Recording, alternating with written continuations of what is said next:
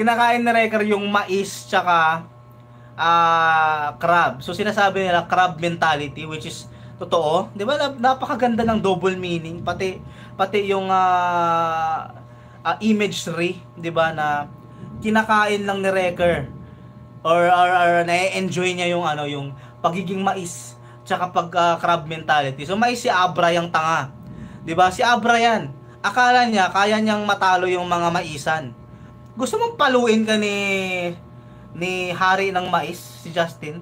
Gusto mong paluin ka ng isang balde na isang sako ng mais na hilaw? Tanga. Ito si Abra, hangal. Okay. 'Di ba? Crab mentality at mais na tangang Abra, yan na 'yon. Wala, parang nakikita ko dito, hindi ko to binibase do sa mga napanood ko. Wala naman kasi akong masyadong napanood na in-depth talaga. Pero ito, yung mga taong nagsisitakbuhan, ito ata yung 18. Para sa akin lang to Sari-saring tao, may vendor, may mga nanay na sumasayaw, nandun pa yung mga nanay ng SB19, may mga standby. Alam mo yung madaming mga fans ng SB19, nagsisitakbuhan sila ngayon kasi si Wrecker yung representation ng basher. Para siyang basher na kung nyo, dito na ako, parang si Ato siya, ganun yung representation na Wrecker. Nagwa-wild si Wrecker ngayon, tumatakbo yung 18. Lumalayo sila sa galit ng hangal na basher na to. Tumatakbo sila, nakikita natin sa video, no? Sa comment dito, 'di ba, meron dito mga tatay.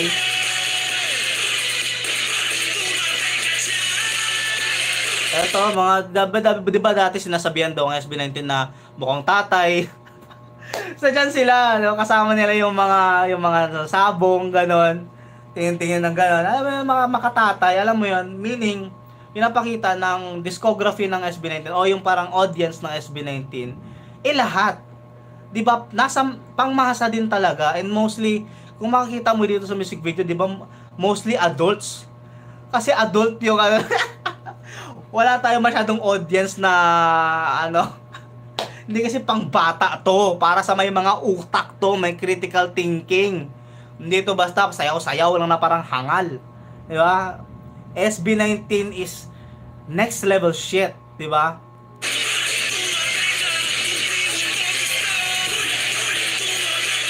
Oh?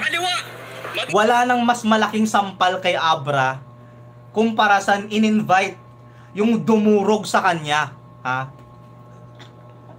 In-invite yung dumurog sa kanya. Eto si Shay tsaka Smuglass, nakalaban nila si Abra tsaka si Looney. Hindi lang tinalo. Kung mapapanood nyo, i-search nyo Shay Smuglass, Looney Abra 2x2. Hindi lang tinalo, pre, dinurog. Si Abra ginawang babae doon, ginawang bakla, ginawang walang silbi. Yun yung battle na dahilan kung bakit naging bakla si Abra. Kaya malaking sampal sa kanya to. 'Di ba? Usapang lalaki, hindi ka kasali, sabi ni Smuglass kay Abra. Naging bakla siya doon. 'Di ba? Talo sila doon, hindi lang talo, durog. Pulbos, binastos. Kaya nga dito pa lang iyak na si Abra eh. Tanga kasi yun eh. Okay, ito na. Oh, 'di ba yung mga icons dito, hindi lang nila pinapakita yung mukha nila. Pinapakita din nila kung paano sila nakilala. Una si Queen Yasmin, yung piece niya, yung meme. Si Malupiton, yung comedy niya, yung dumidila siyang gano'n, oh. Ang pogi ko, ako si Curve Speech, ang pogi ko, tapos biglang gaganon, oh. Ang dila, kasi hindi totoo. Master, nakuha ko na ticket ko, salamat. Master Letty, thank you so much kay Master Gab Gaming at Master CC, dahil nabigay nila ang ticket, pati ang shipping cost, sila din nagbayad. Diba? Nakakarating yung mga physical tickets sa mga binibigyan natin. Congratulations.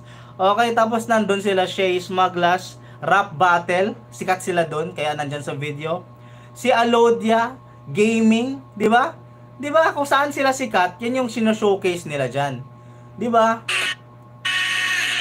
Oh, eto, pinapakita na ang sakit ng tenga ng bashers. Kasi ayaw daw nila.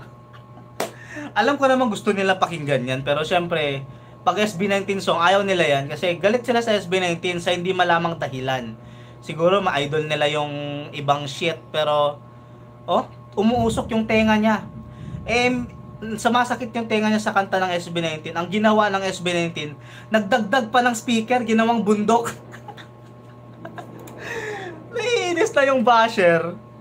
Imbes manahimik ang SB19, pinalaki pa yung speaker, ha? Ganun kalupit. Galing na Wrecker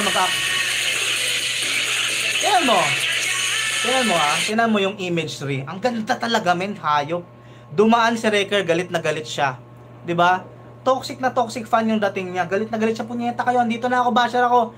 Anong ginawa ng SB19? 'Di ba? Sinasabi ng SB19 na wala kaming pake sa political shit nyo.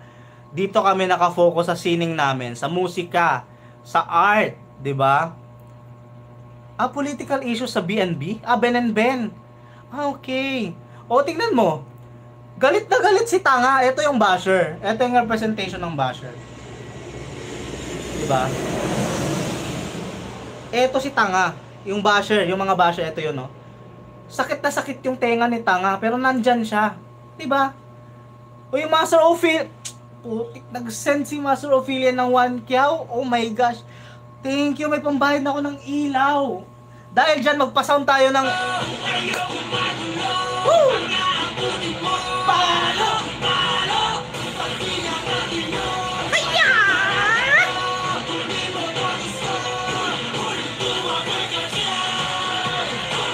Diba? Maraming salamat, Master Ophelia. Thank you so much. Eto nga sabi ko yung basher, ha? Diba? Rinding-rindi siya eh. Alam mo, do yourself a favor and fuck out of here. Diba? Lumayas ka dito. Kung masakit yung tenga mo makinig, huwag kang makinig, boy. Hindi ka namin kailangan. Bumoboses pa eh. Diba?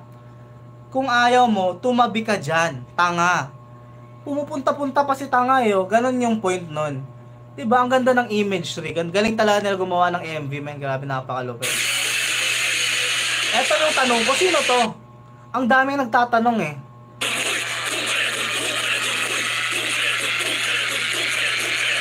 Yung babae, sino yun?